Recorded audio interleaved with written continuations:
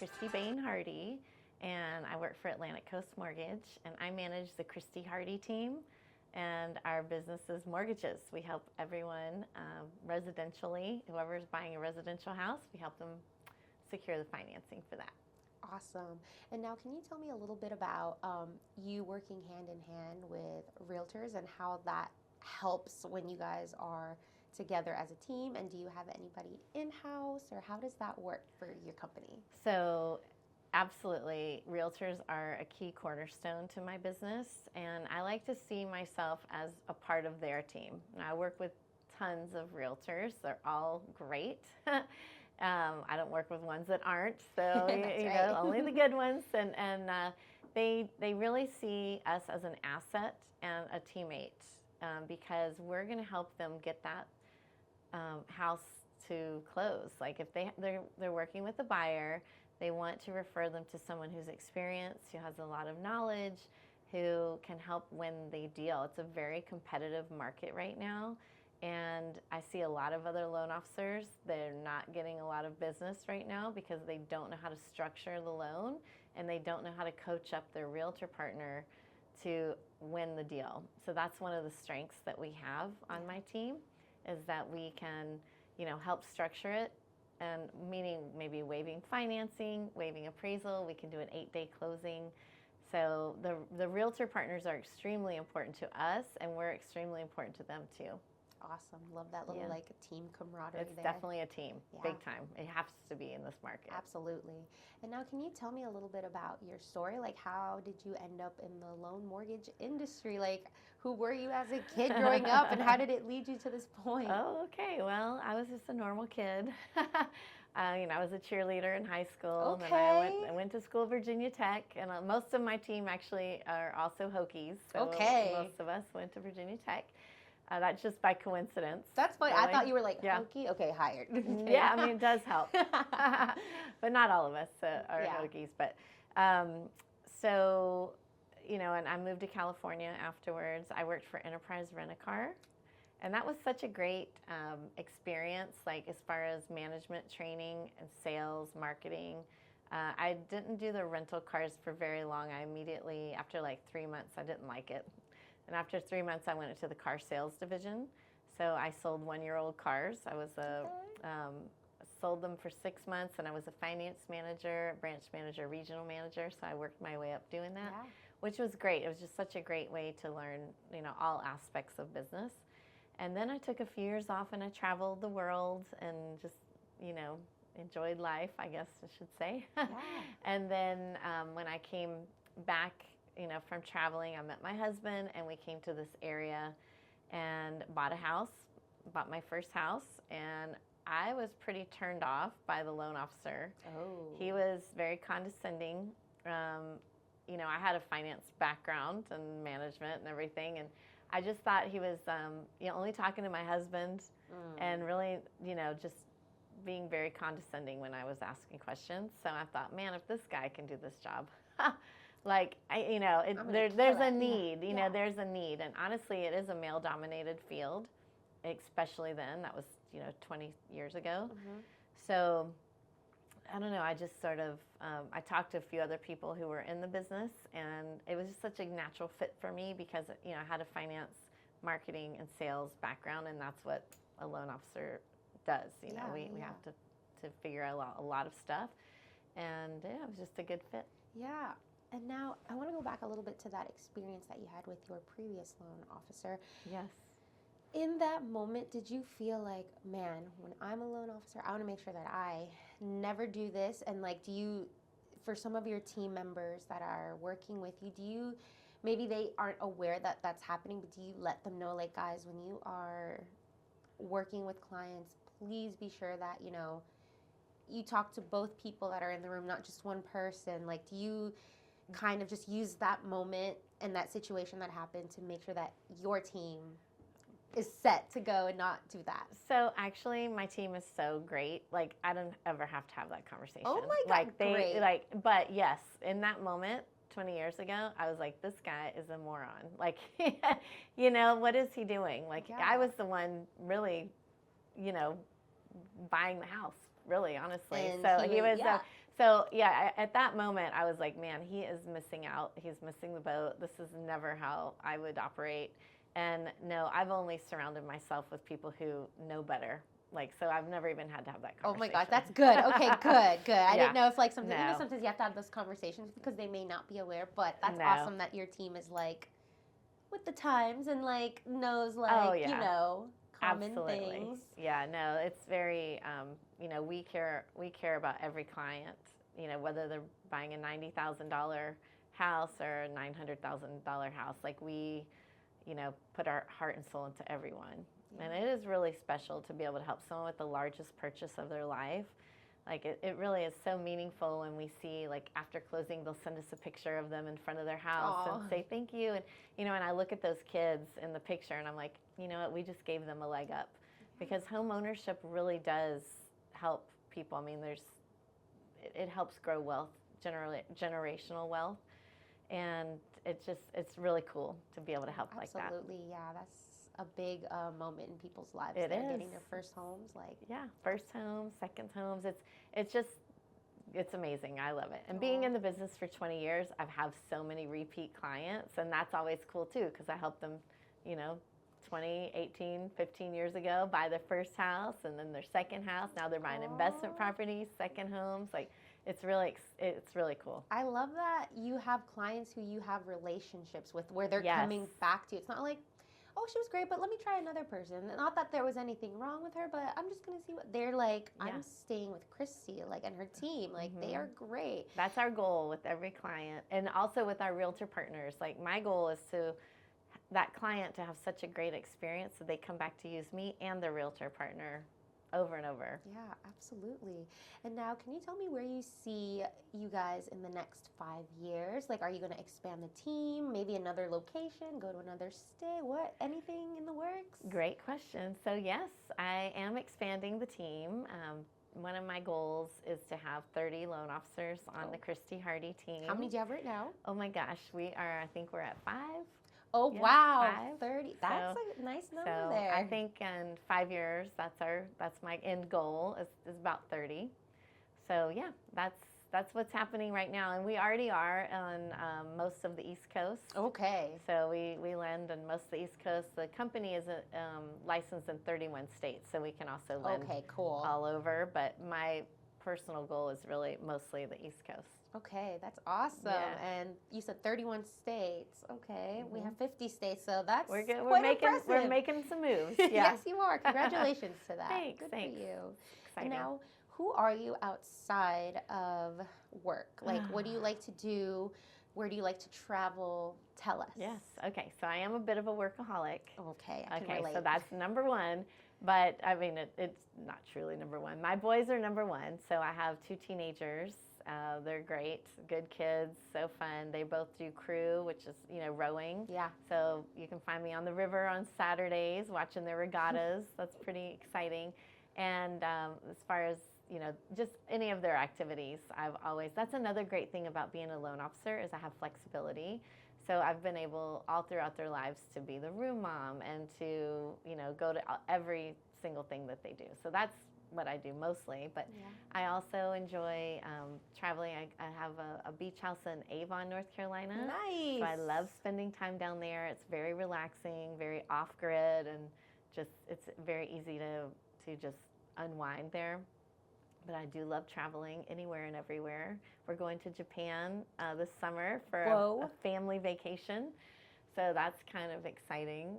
Never been there. My husband grew up in Okinawa. Oh my gosh, so okay. We're going to go see where he grew up, and should be fun. So I love traveling. I'm recently pretty obsessed with pickleball. And I love Pilates. So I've been doing Pilates pretty much daily for like 2 years, and I can see that just being a lifestyle for me forever. I love it. That is amazing. Oh my goodness. I like that you still have like, despite saying like I'm a workaholic, you gave me a nice little like good information of what you also like to do. So I'm glad that you're taking time to be with your family and explore. Yeah, for sure. That keeps me pretty busy. I'm in a book club, been in there for like, 15 years. Have a lot of friends, just good. Doing life. I love that. I want to talk about you saying that you're a workaholic, because when I ask people sometimes, like, what do you do outside? They're like, just work. They won't tell me they're a workaholic, but to me, it sounds like they're a workaholic. And there's nothing wrong with that, but also Yeah. take care of yourself. So can you tell me, what boundaries do you put, or what advice would you give to somebody who maybe they aren't taking time to like live their life because it's all about work, and like that's great, that means that you're passionate about your job, but you also don't want to burn out, and you want to still make sure that you're at your best capacity for your team members and for your clients? So I think for me, I love working, and that's why it's like a workaholic situation. But I think it's important to have those boundaries where if there's something that you don't enjoy doing, find someone else to do it for you. So I have really determined if it's starting to irritate me or just, not be a part of something that I enjoy, then I cut that slice out. So I think I don't mind taking a call on nights or weekends. Right now that doesn't bother me, but at some point in my life, if it does, then I'll hire someone else who can do that for me. So I think it's just about figuring out what you're okay with and setting your own personal boundaries. But I love working. I find it's really bad, but sometimes I would rather be working than doing anything else. I enjoy it though, Yeah. I know some people who own their own businesses as well. They're like, no, I want to do it. Like, it's okay. And it's just it's you their have to baby. delegate. Yes. That's a hard lesson. Yes. But it works. It works. I think that advice is good, that if they do feel like at any point oh, I don't want to do this, but I have to, don't think that way.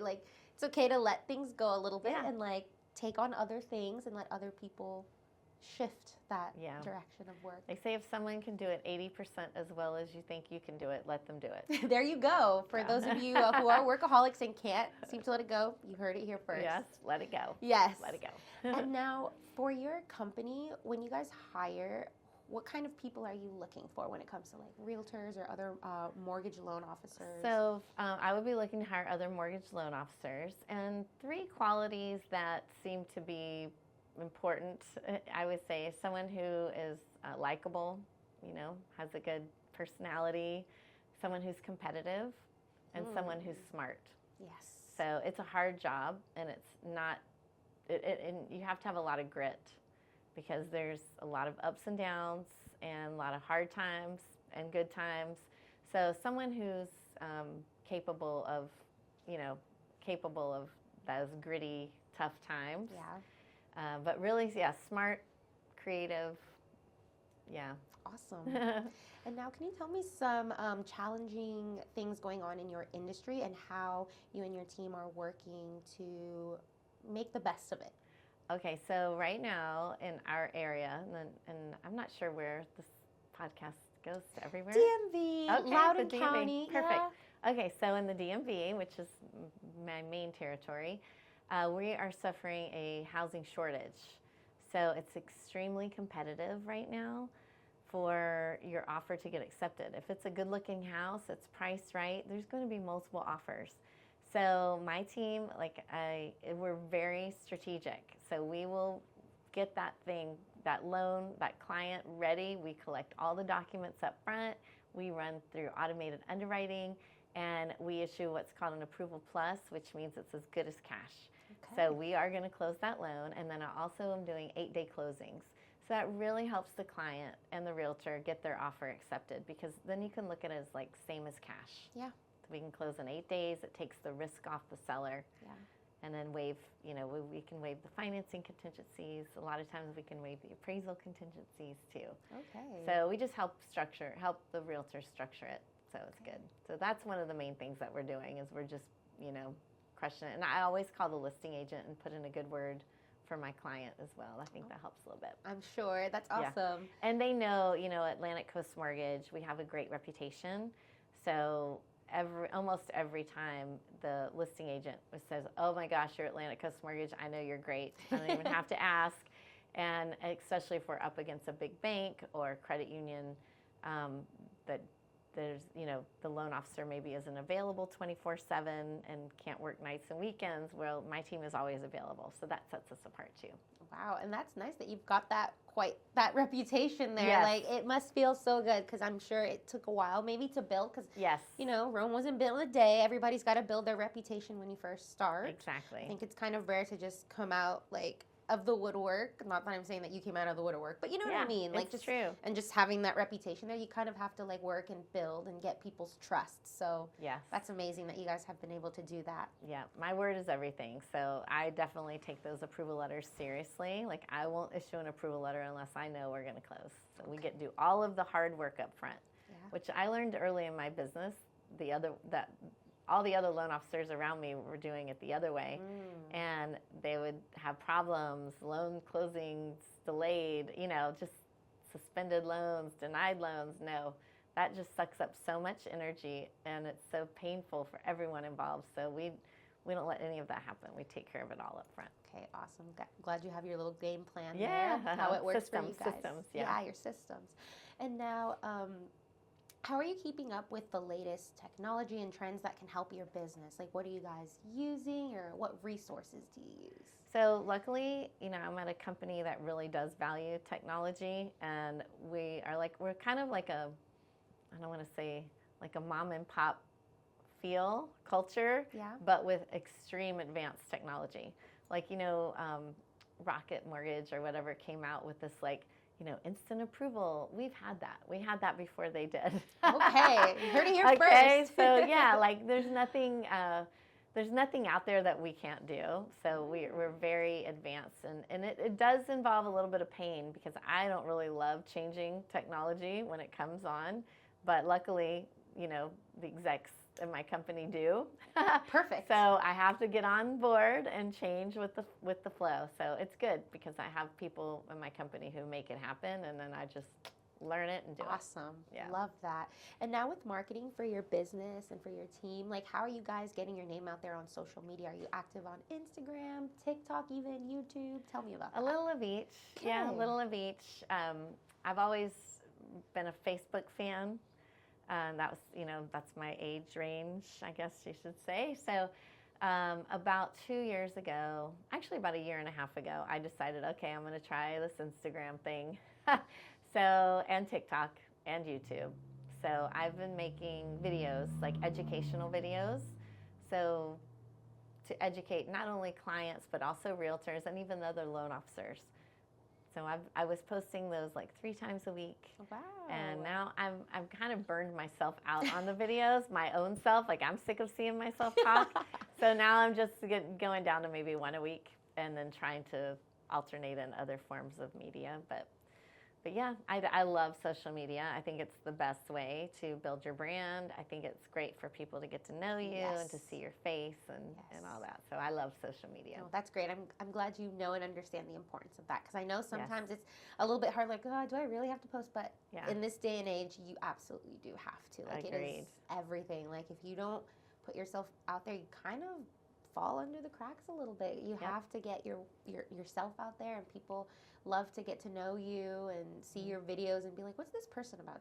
Would I mesh well with her personality? Okay, I love her. She's funny. Or like, that was a good tip that no one ever told me before, and she said it in such a cool way. I'm following her, and I'm going to keep my eye on her for when I need her. Yes. You know what I'm saying? Yes. It is really cool. I love watching other people's stuff, you know, and getting to know them too. And it is fun, you know, when I run into someone that I've, you know, see on social media, I'm like, oh, I know you. You know, you do feel like you know them. Yeah, even if you don't. Like, I saw your dog. We're like, what? Oh, yeah, I did post about this.